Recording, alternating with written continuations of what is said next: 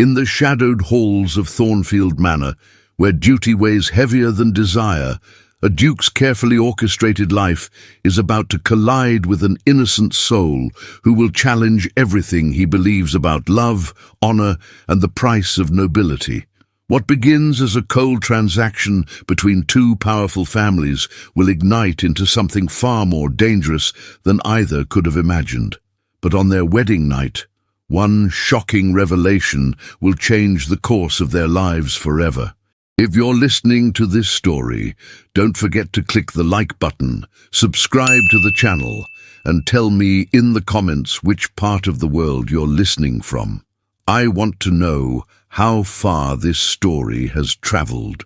The autumn rain drummed against the diamond-paned windows of Thornfield Manor as Alexander Blackwood, the 7th Duke of Ravenshollow, stood in his study reviewing the marriage contract that would seal his fate. At 28, he possessed the sharp features and commanding presence that had made the Blackwood name legendary across England's aristocratic circles. His dark hair, meticulously styled, caught the firelight as he read the terms that would bind him to a woman he had never met. "Lady Evangeline Ashworth," he murmured, testing the name on his tongue. The daughter of the Earl of Westmere, a family whose fortune in textile mills had recently elevated them to the highest echelons of society. The marriage would unite two of England's most influential houses, securing trade routes and political alliances that would benefit both families for generations. Alexander's fingers traced the elegant script detailing the dowry, a sum so substantial it would restore Thornfield's crumbling East Wing and fund his ambitious plans for modernizing the estate's agricultural operations. Yet, as he studied the contract, a familiar weight settled in his chest. At what point had his life become nothing more than a series of calculated transactions? His butler, Pemberton, entered with practiced silence. "Your Grace, the Ashworth carriage has been spotted approaching the gates." Alexander straightened his cravat and moved to the window. Through the rain-streaked glass, he watched an ornate carriage navigate the winding drive, its wheels splashing through puddles that reflected the grey October sky. Inside that carriage sat his future bride, a woman chosen not for love or compatibility, but for the strategic advantage her family's wealth would bring to his own. The Duke had heard whispers about Lady Evangeline at various social gatherings. She was described as quiet, well-educated, and possessed of a beauty that was more subtle than striking. Unlike the bold debutantes who typically vied for his attention at London balls, she seemed to prefer the shadows, speaking only when addressed and maintaining the demure composure expected of a proper lady. As the carriage drew closer, Alexander found himself wondering what thoughts occupied her mind during this journey to meet her intended husband. Did she harbor romantic dreams about their union, or had she, like him, resigned herself to the practical realities of aristocratic marriage? The very fact that he knew so little about her personality, her hopes or her fears, struck him as both typical and tragic. The marriage had been arranged by their fathers during a particularly profitable business dinner 6 months prior. Alexander remembered the evening clearly. Brandy, cigars, and the casual discussion of their children's futures as if they were discussing the purchase of prize horses. The Earl of Westmere had been eager to secure a ducal title for his daughter, while Alexander's father, before his death the previous spring, had been equally motivated by the Ashworth fortune. Now, as Alexander prepared to meet his bride-to-be for only the second time, their first encounter had been a brief, formal introduction at a London soirée, he couldn't shake the feeling that he was about to cage a bird that had never truly learned to fly. The irony wasn't lost on him that in securing his family's financial future, he might be sacrificing any chance of finding genuine happiness. The sound of carriage wheels on gravel grew louder, and Alexander moved away from the window. In less than a fortnight, he would stand before God and society, pledging his life to a woman who remained in every meaningful sense a beautiful stranger. What secrets lay hidden behind Lady Evangeline's carefully composed exterior, and would their wedding night reveal truths that neither of them was prepared to face? The grand ballroom of Thornfield Manor had been transformed into a glittering spectacle befitting the wedding celebration of a duke. Crystal chandeliers cast dancing shadows across walls adorned with centuries-old tapestries, while hundreds of England's most distinguished guests mingled beneath soaring ceilings painted with scenes of classical mythology. The October evening had brought with it a crisp clarity that seemed to sharpen every detail of the momentous occasion.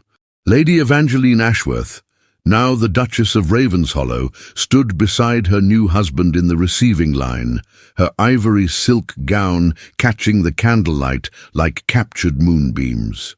The ceremony earlier that afternoon had proceeded with flawless precision, each ritual performed according to centuries of tradition.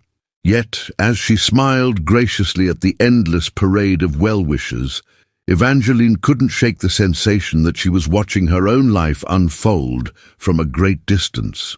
Alexander, resplendent in his formal evening wear, played his part with the practiced ease of a man born to command attention.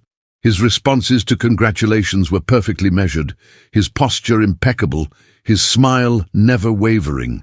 To the assembled guests, they appeared to be the very picture of aristocratic perfection, a union that would be whispered about in drawing rooms across England for years to come.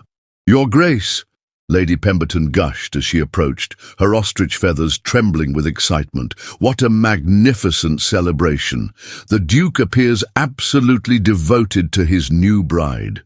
Evangeline inclined her head gracefully, though she noticed how Alexander's jaw tightened almost imperceptibly at the word devoted. They had exchanged perhaps a dozen meaningful conversations since their engagement, most of them focused on practical matters, household management, social obligations, the expectations that would govern their public appearances as husband and wife. As the evening progressed, Evangeline found herself studying her husband's interactions with their guests. She observed how his demeanor shifted subtly depending on his audience. Warmer with old family friends, more formal with political allies, almost cold when greeting certain members of London's newer aristocracy. It was a masterclass in social navigation, yet it left her wondering which version of Alexander, if any, represented his true self. The orchestra struck up a waltz, and Alexander offered his arm with ceremonial precision. "Shall we, Your Grace?" The title still felt foreign on her lips as she accepted his escort to the dance floor.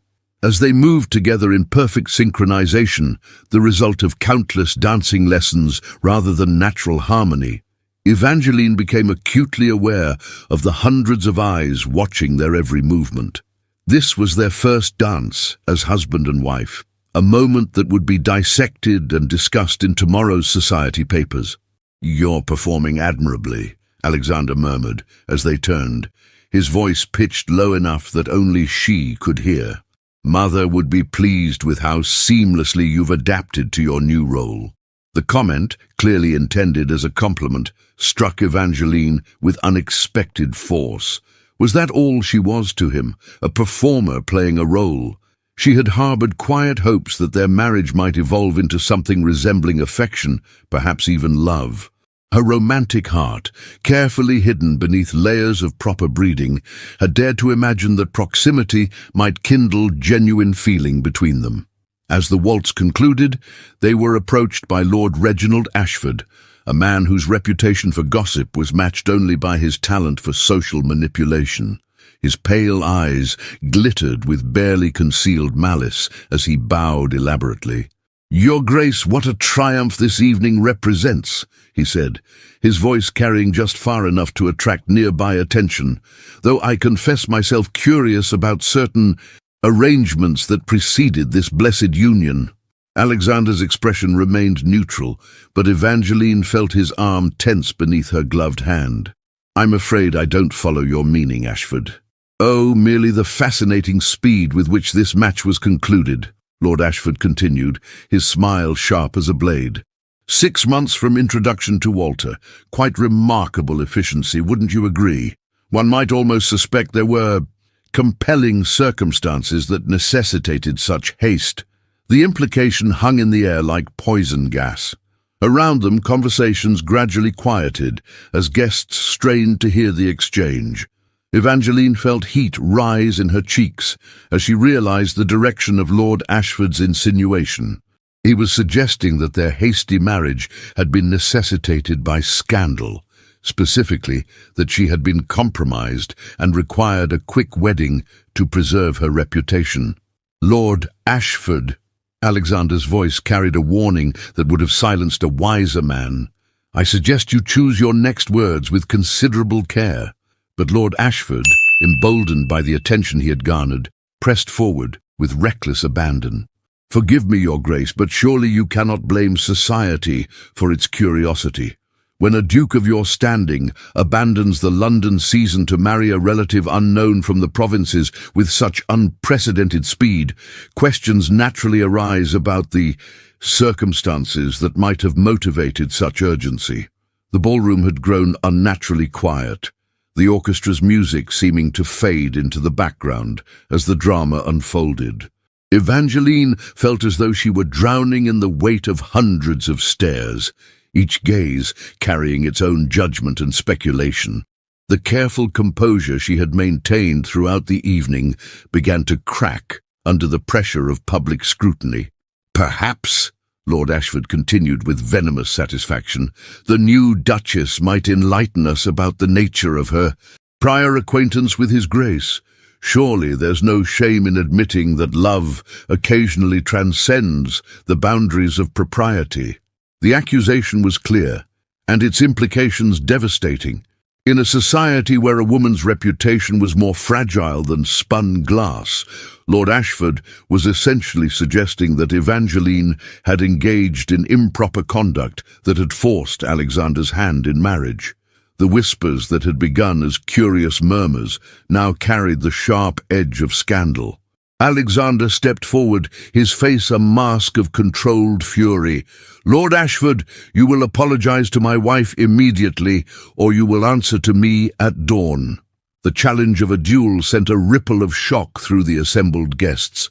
Dueling, while technically illegal, remained a matter of honor among the aristocracy, and Alexander's willingness to risk his life over the insult spoke to the gravity of the offense. But the damage had been done.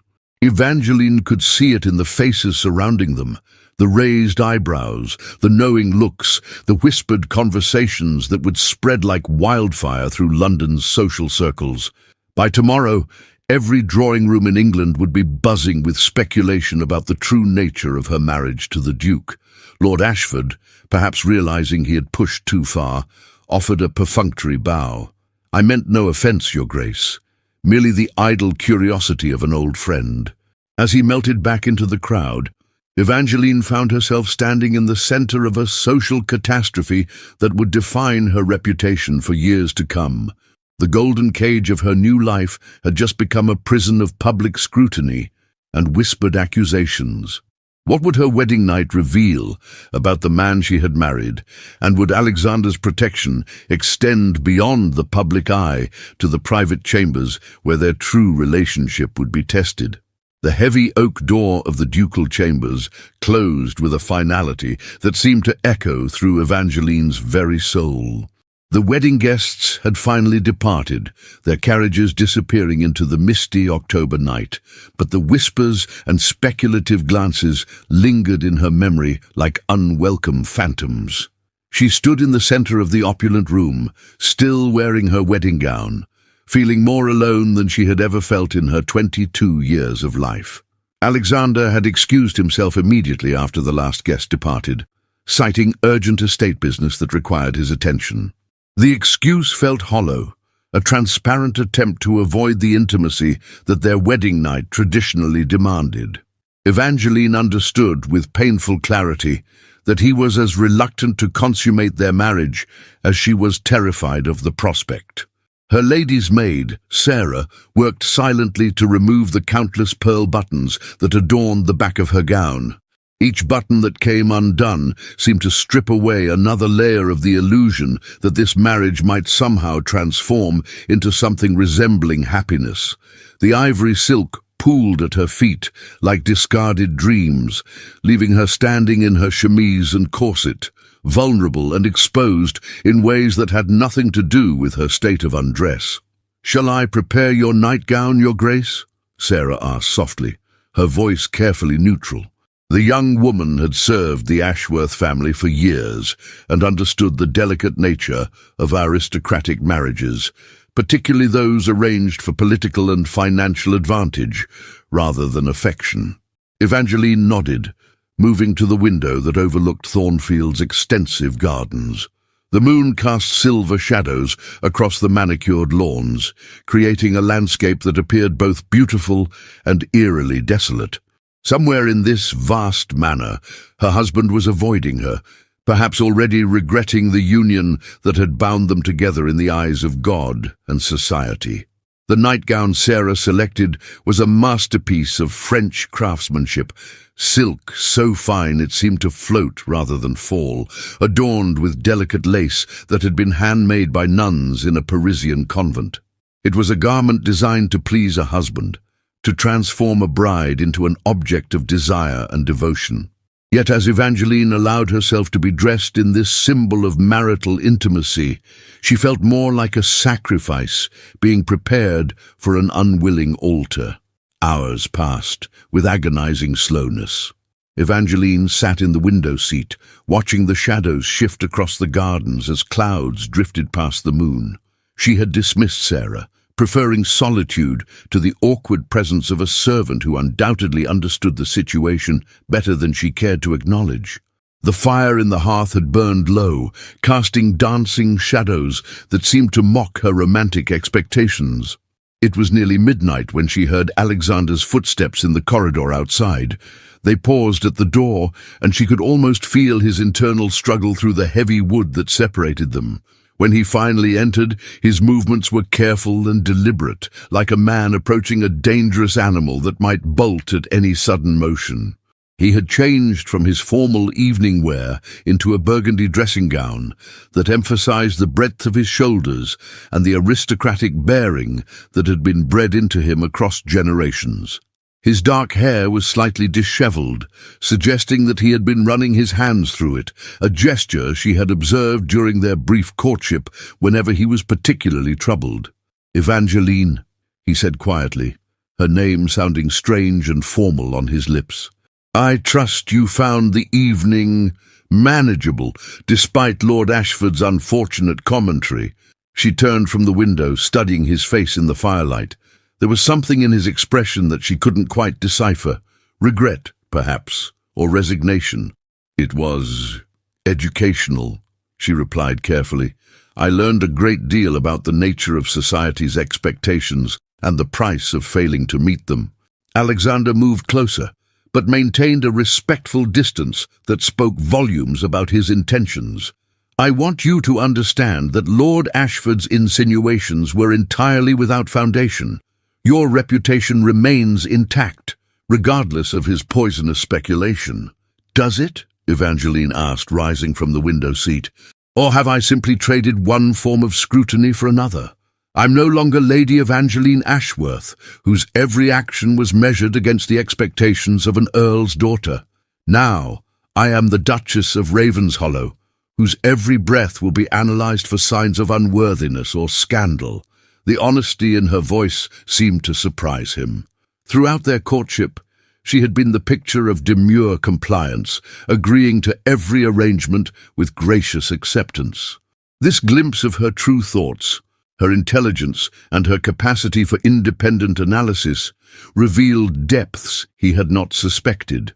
"You speak as though you've given the matter considerable thought," he observed, settling into the chair opposite her window seat. The distance between them felt both necessary and tragic, a physical manifestation of the emotional chasm that separated them. "I have had little else to occupy my mind," Evangeline admitted. "From the moment our engagement was announced, I have been studying the role I am expected to play. The perfect duchess, the ornamental wife, the silent partner in a union designed to benefit everyone except the two people actually living it." Alexander was quiet for a long moment, his grey eyes reflecting the dying firelight. When he spoke, His voice carried a weariness that made him seem older than his 28 years. "I did not choose this marriage any more than you did, Evangeline. But I am not so naive as to believe that duty and desire often align in our world. And yet," she said softly, "I cannot help but wonder what might have been possible if we had been given the opportunity to know each other before binding our lives together. Perhaps we might have discovered some foundation for genuine affection, or at least mutual respect." The vulnerability in her admission hung between them like a bridge neither was quite ready to cross. Alexander studied her face, seeing perhaps for the first time the woman behind the carefully constructed facade of aristocratic propriety. Her beauty was indeed more subtle than striking, but there was an intelligence in her eyes and a strength in her bearing that suggested depths he had never bothered to explore. "It is not too late for mutual respect," he said finally, "though I confess I am uncertain how to proceed. The expectations surrounding our marital duties seem to complicate any attempt at genuine acquaintance." Evangeline felt heat rise in her cheeks at his oblique reference to the physical intimacy that society expected them to consummate. She had been educated about such matters in the vaguest possible terms, leaving her with more questions than answers about what their wedding night should entail. "Perhaps," she suggested with careful deliberation, "we might consider an unconventional approach to our conventional marriage. What if we were to postpone the physical aspects of our union until we have had time to develop some measure of understanding between us?" The proposal was radical by the standards of their society, where consummation was expected to occur immediately following the wedding ceremony. Yet Alexander found himself intrigued by her suggestion, recognizing in it a wisdom that their parents' generation had never possessed. "You would be willing to risk the gossip that such a delay might generate?" he asked. "Society expects evidence of our compatibility to manifest itself in due course." "Society has already begun to gossip," Evangeline replied with a bitter smile. "Lord Ashford has ensured that our marriage will be scrutinized, regardless of our actions. Perhaps it is time we stopped living our lives according to the expectations of people who care nothing for our happiness." As the fire crackled in the hearth and the clock chimed midnight, Alexander found himself seeing his new wife with fresh eyes. Her proposal suggested a courage and independence of thought that challenged everything he had assumed about her character. But could two strangers, bound by duty and circumstance, truly learn to care for each other when the entire weight of aristocratic society pressed down upon their shoulders? And what would happen when the time came to transform their tentative understanding into the intimate partnership that their marriage ultimately required? 3 months had passed since that pivotal wedding night conversation, and the unconventional arrangement between Alexander and Evangeline had begun to bear unexpected fruit. The winter months at Thornfield Manor had provided them with a sanctuary away from London's prying eyes, allowing their relationship to develop along lines neither had anticipated when they first spoke their vows. Their days had fallen into a rhythm that defied the typical patterns of aristocratic marriage. They breakfasted together each morning, discussing estate matters with a frankness that would have shocked their peers. Evangeline had proven herself to possess a sharp mind for business, offering insights about the textile operations that complemented Alexander's agricultural expertise. Their conversations, initially stilted and formal, had gradually evolved into genuine exchanges of ideas and opinions. In the evenings, they often retreated to the library, where Alexander would read aloud from works of literature, while Evangeline worked on her correspondence or embroidery.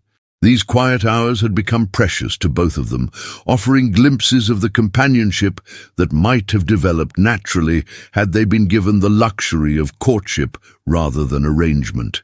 Yet beneath this growing friendship lay an undercurrent of tension that neither could entirely ignore. They were, after all, husband and wife in the eyes of the law and society, and the physical distance they maintained grew more difficult to sustain with each passing day. Alexander found himself increasingly aware of Evangeline's grace as she moved through their shared spaces, while she caught herself studying the strong lines of his profile when she thought he wasn't looking. The delicate balance of their arrangement was about to be tested by their return to London society.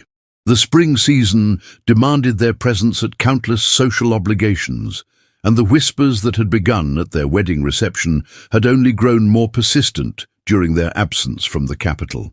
Lady Catherine Pemberton, one of London's most influential hostesses, had extended an invitation to her annual spring ball, an event that would mark Alexander and Evangeline's first major social appearance since their wedding. The invitation arrived with a note that barely concealed its underlying challenge. Society is most eager to observe how the Duke and Duchess of Ravenshollow have settled into married life.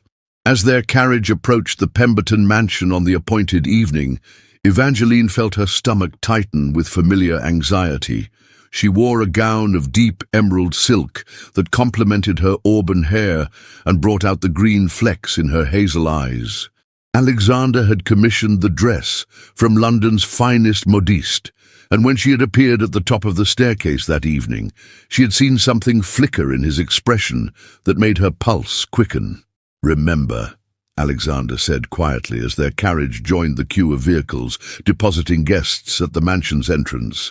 "We need only stay long enough to make our presence known. If the evening becomes uncomfortable, we can plead fatigue and retire early." Evangeline nodded, grateful for his consideration. Over the past months, she had come to appreciate the protective instincts that lay beneath his aristocratic reserve. He had shielded her from the worst of the gossip by limiting their social engagements and carefully controlling the information that reached the outside world about their private life. The Pemberton ballroom was ablaze with candlelight and filled with the cream of London society. As Alexander and Evangeline made their entrance, conversations paused and heads turned in their direction. The scrutiny was immediate and intense, every detail of their appearance and interaction subject to analysis by eyes trained to detect the slightest hint of scandal or discord. "Your Grace," Lady Pemberton swept forward with practiced grace, her smile bright and predatory. "How absolutely divine to see you both looking so well-suited to each other. Marriage clearly agrees with you." The emphasis on well-suited carried layers of meaning that weren't lost on either Alexander or Evangeline. They had learned to decode the subtle language of aristocratic society, where every compliment concealed a potential barb, and every observation served multiple purposes. As they moved through the crowd, accepting congratulations and deflecting subtle inquiries about their domestic arrangements, Evangeline became aware of a familiar figure approaching through the throng of guests. Lord Reginald Ashford, the man whose poisonous insinuations had cast a shadow over their wedding reception, advanced with the confidence of a predator who had spotted vulnerable prey. "Your Grace," he bowed elaborately to Evangeline, his pale eyes glittering with malicious amusement. "How radiant you appear this evening. The country air has clearly been beneficial to your constitution." Alexander stepped closer to his wife, his presence a silent warning that Evangeline appreciated even as she prepared to handle the encounter herself. The months at Thornfield had given her time to develop her own strategies for dealing with society's more unpleasant elements. "Lord Ashford," she replied with cool politeness, "how kind of you to notice.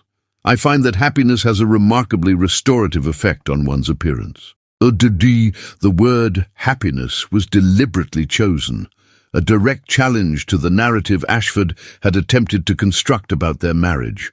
If he wished to suggest that their union was born of scandal rather than choice, she would counter with evidence of contentment that would undermine his malicious speculation. "Happiness, indeed," Ashford mused, his tone suggesting that he found the concept amusing, "though I confess myself curious about the nature of such happiness. Some marriages, after all, find their contentment in rather unconventional arrangements." The implication was clear and deeply insulting. Ashford was suggesting that their marriage existed in name only, that they had failed to achieve the intimate connection that society expected between husband and wife. In a world where a woman's value was often measured by her ability to provide heirs, such an accusation could be devastating to Evangeline's reputation. Before Alexander could respond with the fury that was clearly building in his expression, Evangeline surprised them both by laughing, a sound of genuine amusement that carried clearly through the surrounding conversations. "How fascinating that you should concern yourself with the private arrangements of others, Lord Ashford," she said, her voice carrying just enough volume to attract the attention of nearby guests. "I had not realized that your own domestic situation provided so little satisfaction that you must seek entertainment in speculating about ours." The counterattack was perfectly executed, turning Ashford's own weapon against him. His marriage to Lady Margaret Ashford was notoriously unhappy, a union that had produced no children despite 15 years of matrimony. By drawing attention to his own failures, Evangeline had effectively neutralized his ability to criticize theirs. Ashford's face flushed with anger, but before he could formulate a response, another voice cut through the tension with smooth authority. "Lord Ashford, surely you have more pressing matters to discuss than the obvious happiness of the Duke and Duchess." The speaker was Lord James Whitmore, a man whose reputation for integrity and diplomatic skill had made him one of London's most respected figures. His intervention carried weight that even Ashford couldn't ignore, and his public support of Alexander and Evangeline would be noted by every gossip in the room. "Lord Whitmore," Ashford managed through gritted teeth, "I was merely expressing my interest in the welfare of old friends." "How thoughtful," Whitmore replied dryly, "though I believe your attention might be better directed toward your own affairs. I understand Lady Margaret has been quite vocal about certain disappointments in her domestic arrangements." The threat was subtle, but unmistakable. Whitmore was suggesting that he possessed information about Ashford's private life that could prove embarrassing if made public. In the delicate ecosystem of aristocratic society, such knowledge was a powerful weapon. Ashford retreated with as much dignity as he could muster, but the damage to his credibility had been done. The guests who had witnessed the exchange would spread word of his humiliation, effectively ending his ability to spread malicious gossip about the Ravenshollow marriage. As the evening progressed, Alexander found himself watching his wife with growing admiration. She moved through the social minefield with grace and intelligence, deflecting criticism and building alliances with a skill that rivaled his own. The shy, retiring girl he had married was revealing herself to be a woman of considerable strength and strategic thinking.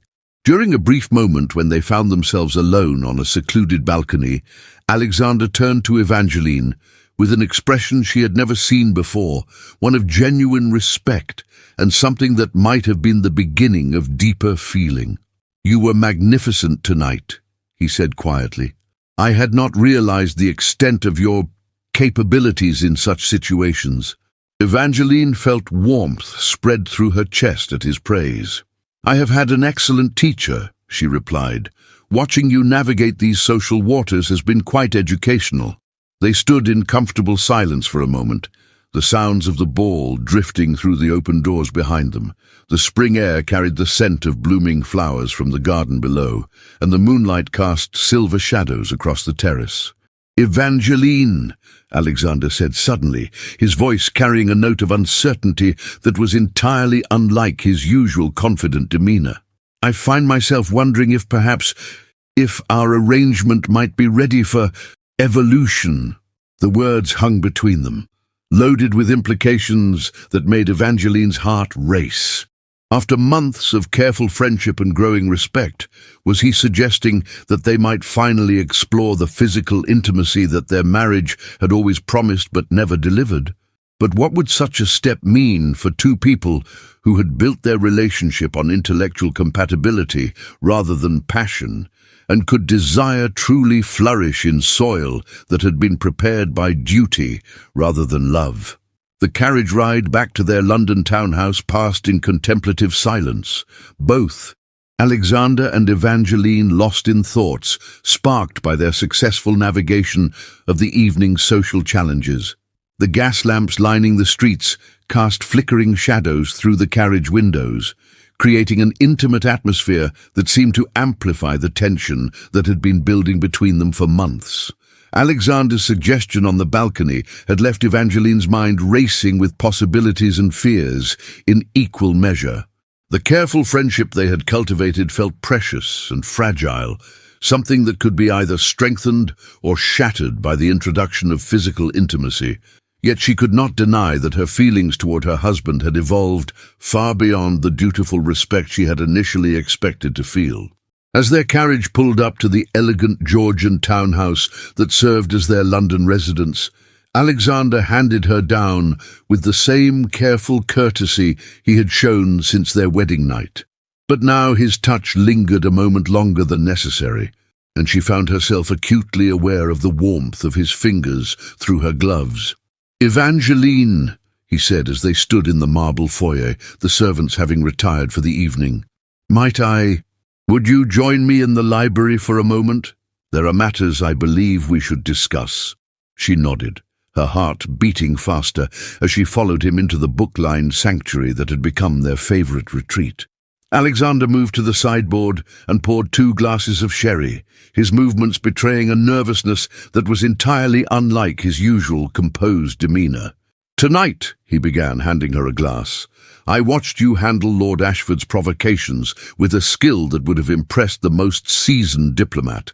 You have grown into your role as Duchess with a grace that has exceeded every expectation I might have held." Evangeline accepted the compliment with a slight inclination of her head, but she sensed that his words were leading toward something more significant. "You speak as though you are surprised by my capabilities." "I am," he admitted with startling honesty.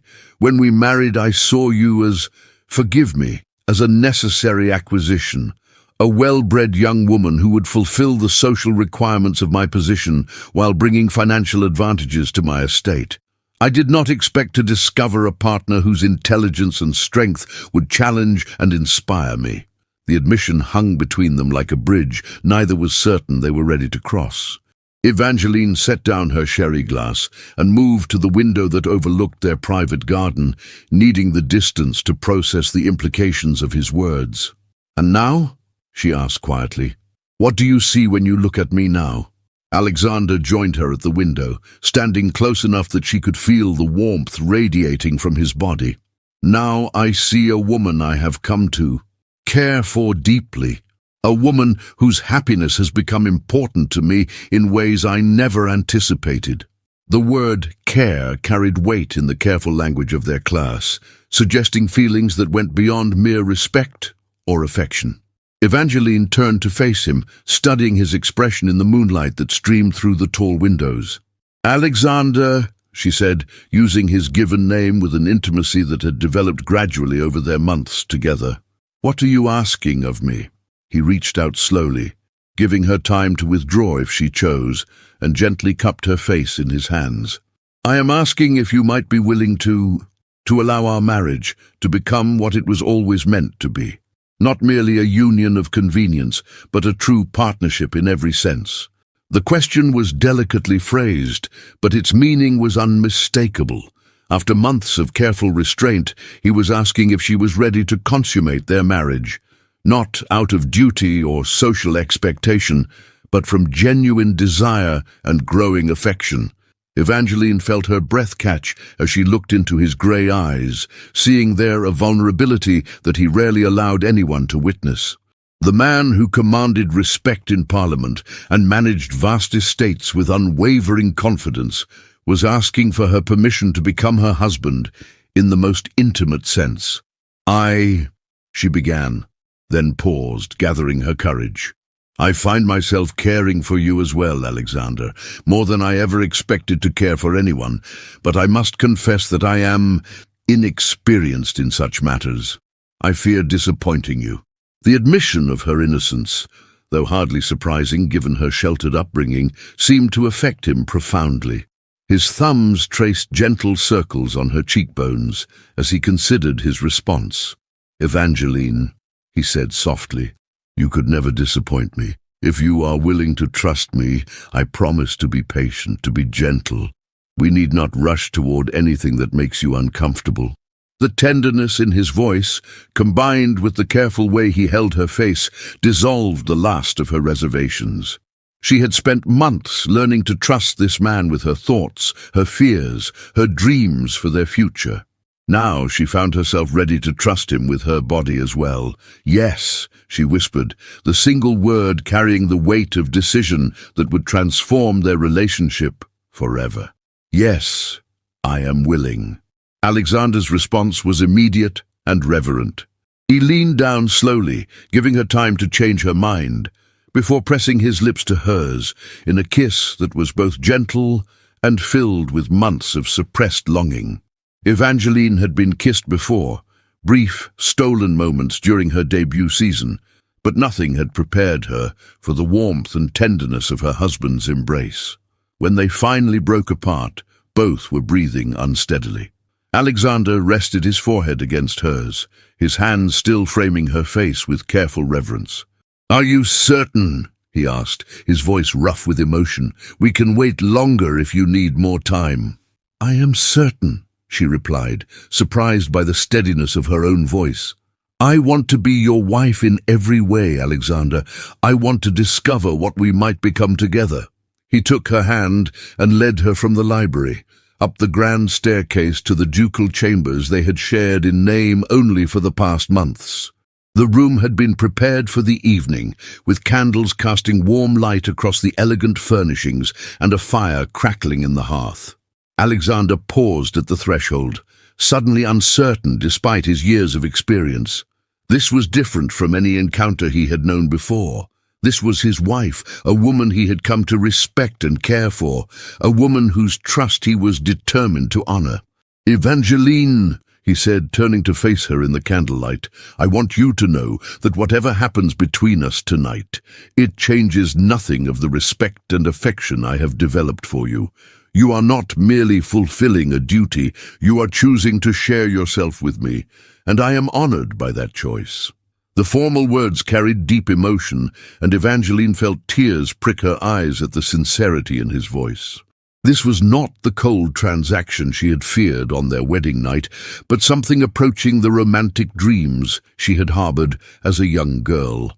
As Alexander began to help her with the fastenings of her gown, his movements were slow and careful, giving her time to adjust to each new intimacy. When the emerald silk pooled at her feet, leaving her in her chemise and corset, she felt vulnerable, but not afraid. The months of growing trust between them had created a foundation that made this moment feel natural rather than forced. "You are beautiful," Alexander murmured, his voice filled with wonder as though he were seeing her for the first time. "So very beautiful." The reverence in his tone made Evangeline feel cherished rather than merely desired. As he continued to undress her with patient gentleness, she found herself relaxing into his touch, trusting him to guide her through this new territory. When she stood before him in only her chemise, Alexander paused, his eyes meeting hers in the candlelight. "Are you still certain?" he asked one final time. "Yes," she breathed, reaching up to begin unfastening his shirt. "I am certain."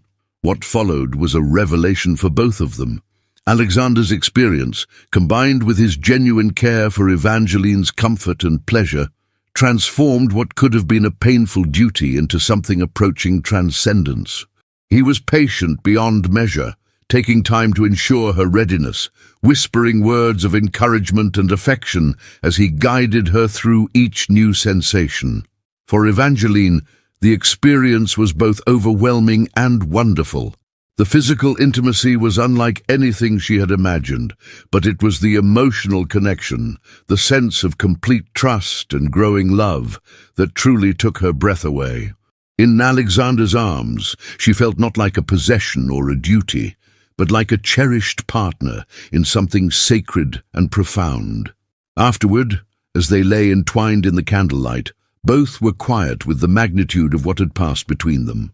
The careful friendship they had built had been transformed into something deeper and more complex, a true marriage in every sense of the word. "Evangeline," Alexander said softly, his fingers tracing patterns on her bare shoulder, "I need you to know that what we have shared tonight, it was not merely physical for me. I believe I am falling in love with you." The confession, spoken into the intimate darkness, made Evangeline's heart soar with joy she had never dared to hope for. "And I with you," she whispered back, turning in his arms to face him. "I love you, Alexander, truly and completely." As they held each other in the aftermath of their newfound intimacy, both understood that their marriage had been transformed from a union of convenience into something far more precious and rare. But would their love be strong enough to withstand the challenges that lay ahead, and what new trials would test the bond they had forged in the sanctuary of their private chambers? 6 months had passed since that transformative night in their London townhouse, and the change in Alexander and Evangeline's relationship had been nothing short of miraculous. What had begun as a marriage of convenience had blossomed into a love story that defied every cynical expectation of their aristocratic world. The whispers that had once threatened to destroy Evangeline's reputation had been replaced by admiring observations about the obvious devotion between the Duke and Duchess of Ravenshollow. The summer sun streamed through the tall windows of Thornfield Manor's morning room as Evangeline sat at her writing desk, responding to the mountain of correspondence that had accumulated since their return from London. Her hand moved gracefully across the cream-coloured stationery, accepting invitations, declining others, and managing the complex social obligations that came with her elevated position. But there was a lightness to her movements now, a confidence that had been absent during those first uncertain months of marriage. Alexander entered the room carrying a leather portfolio filled with estate documents, but his attention was immediately drawn to his wife's radiant appearance. The morning light caught the auburn highlights in her hair, which she wore in a softer style than the rigid fashions demanded by London society. Her dress of pale yellow muslin complemented her complexion and emphasized the gentle curves that had become so familiar and beloved to him. "Good morning, my dear," he said, crossing to place a gentle kiss on the top of her head, a gesture of casual intimacy that would have been unthinkable during their early days together. "I trust you slept well?" Evangeline looked up from her correspondence with a smile that transformed her entire face. "Very well, thank you. Though I confess I missed your presence when I woke. Estate business called you away early this morning?" "The new irrigation system for the eastern fields required my attention," Alexander explained, settling into the chair beside her desk rather than retreating to his own study, as he might have done in the past. "But I find myself increasingly reluctant to spend time away from your company, even for such practical matters." And the easy affection between them was evident in every glance and gesture. What had once been careful politeness had evolved into genuine partnership, with each supporting and complementing the other in ways that strengthened both their public roles and their private happiness. "Speaking of company," Evangeline said, setting down her pen, "I've received a most interesting letter from Lady Whitmore. She's organizing a charitable committee to establish schools for the children of factory workers, and she's requested my participation as patroness." Alexander raised an eyebrow, intrigued by the proposition.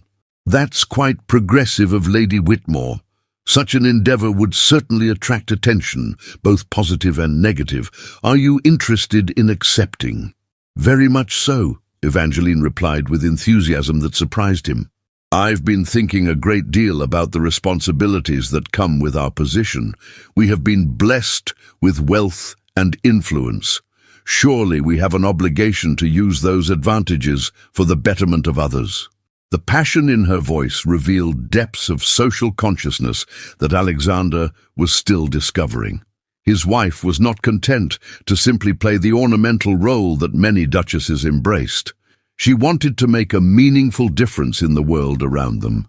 The work would be demanding, he cautioned, though his tone suggested support rather than discouragement. You would be dealing with government officials, factory owners, and social reformers, not all of whom would welcome a duchess's involvement in such matters.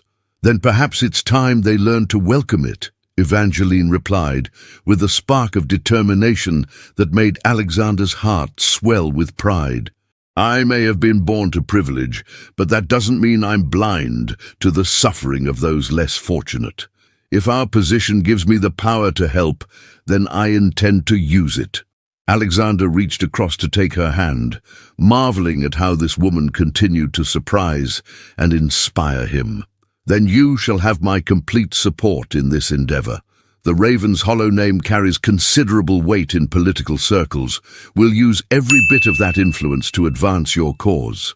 The conversation was interrupted by the arrival of Pemberton, who entered with his usual dignified bearing, but carrying an expression of barely concealed excitement. Your Grace, he addressed Alexander with formal precision, Lord Ashford has arrived and requests an audience. He appears somewhat agitated. Alexander and Evangeline exchanged glances, both remembering their last encounter with the man who had attempted to destroy their reputation. What could possibly bring him to Thornfield Manor, particularly in a state of agitation? Show him to the blue drawing room, Alexander instructed. We'll receive him there momentarily. As Pemberton withdrew, Evangeline felt a familiar flutter of anxiety. Despite the strength she had developed over the past months, encounters with Lord Ashford still had the power to unsettle her. The man seemed to take perverse pleasure in creating discomfort for others. Whatever he wants, Alexander said, sensing her unease, remember that he no longer has any power to harm us. Our marriage has proven itself to society, and his credibility was thoroughly destroyed at the Pemberton ball. They made their way to the drawing room, where they found Lord Ashford pacing before the fireplace like a caged animal. His usually immaculate appearance was dishevelled, his cravat askew, and his hair showing signs of agitated running of fingers through it. When he turned to face them, his pale eyes held a desperation that was almost pitiful. Your Grace, he said, bowing with less than his usual elaborate ceremony. Thank you for receiving me. I find myself in need of assistance, and you are perhaps the only person in England with both the power and the magnanimity to help me. The admission clearly cost him dearly. This was a man who had built his reputation on superiority and condescension, now reduced to begging for help from the very people he had attempted to humiliate. Please sit, Evangeline said graciously, her natural compassion overriding her personal dislike for the man. Tell us what troubles you. Ashford perched on the edge of a chair, his hands trembling slightly as he struggled to compose himself. It's my son, he said finally. My eldest boy, Charles. He's been accused of embezzling funds from his regiment. The scandal will destroy not only his career, but our entire family's reputation. Alexander leaned back in his chair, studying Ashford with calculating eyes. And you believe we can help you how exactly? Your influence with the War Office, Ashford said desperately. A word from the Duke of Raven's Hollow could ensure that the matter is handled quietly, without the public disgrace that would otherwise follow. I'm prepared to offer substantial compensation for such intervention. The irony of the situation was not lost on any of them. The man who had attempted to destroy their marriage through public humiliation was now begging them to save his family from the same fate. Evangeline looked at her husband, seeing the internal struggle playing out across his features. Alexander had every right to refuse Ashford's request, to allow the man's family to suffer the consequences of their actions just as he had tried to make them suffer. But she also knew the man she had married, beneath his aristocratic reserve, lay a fundamental sense of justice and compassion. Lord Ashford, Alexander said finally, his voice carefully neutral, your request puts me in a difficult position. You have shown little regard for the reputation and happiness of others in the past. Why should I extend to you the courtesy you denied to us? Ashford's face crumpled with shame and desperation. Because you are a better man than I am, Your Grace. Because you have the strength of character that I have always lacked. I know I don't deserve your help, but my son, he's young. He made a mistake. Please don't let my failures destroy his future. The plea was genuine, stripped of the arrogance and malice that had characterized all their previous interactions. For the first time, Evangeline saw Lord Ashford not as a villain, but as a flawed, frightened father trying to protect his child. "Alexander," she said quietly, her voice carrying the weight of gentle suggestion rather than demand, "perhaps this is an opportunity to demonstrate the kind of leadership our position should represent, not revenge, but justice tempered with mercy." Alexander studied his wife's face, seeing there the compassion and wisdom that had made him fall in love with her. She was right, of course. True nobility lay not in the ability to destroy one's enemies, but in the strength to show mercy when it was least expected. "Very well," he said, turning back to Ashford. "I will make inquiries about your son's situation. If the charges are, as you describe, a young man's error rather than deliberate criminality, I will use my influence to ensure he receives fair treatment. But I want your word that this marks the end of your interference in the lives of others. No more gossip, no more malicious speculation, no more attempts to destroy reputations for your own entertainment." Ashford nodded eagerly, tears of relief streaming down his face. "You have my word, Your Grace, my solemn oath. I will never again. I am deeply ashamed of my past behavior, and I swear to you that it will not be repeated." Irene, as they concluded the interview, and Ashford departed with profuse expressions of gratitude, Alexander and Evangeline found themselves alone in the drawing room, processing what had just occurred. "You were right to encourage mercy," Alexander said, taking his wife's hand.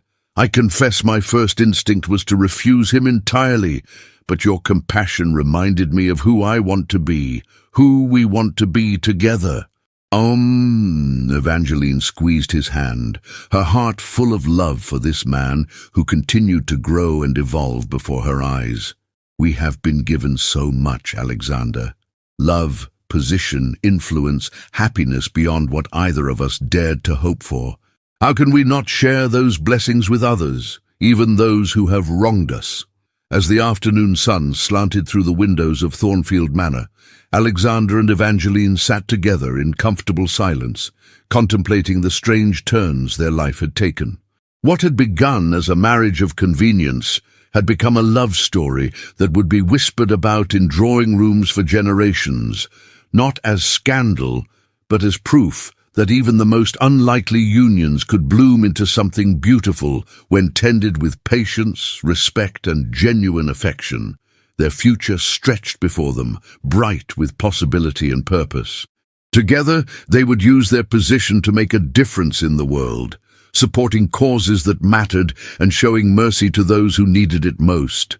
They had learned that true nobility lay not in the accident of birth, but in the choices one made when faced with the opportunity to lift others up or tear them down. In choosing love over duty, compassion over revenge, and partnership over dominance, Alexander and Evangeline had discovered that the greatest treasures in life were not inherited, but earned through the courage to be vulnerable, the wisdom to forgive, and the strength to build something beautiful from the most unpromising beginnings. Their love story would endure not because it was perfect, but because it was real, a testament to the transformative power of two hearts willing to take the risk of truly knowing and cherishing each other. If you've been captivated by Alexander and Evangeline's journey from strangers to soulmates, don't forget to subscribe to our channel for more stories of love, redemption, and the triumph of the human heart. Share this tale with someone who believes in the power of second chances and true love, and let us know in the comments which moment in their story touched you most deeply. Until next time, remember that the greatest love stories are often found in the most unexpected places.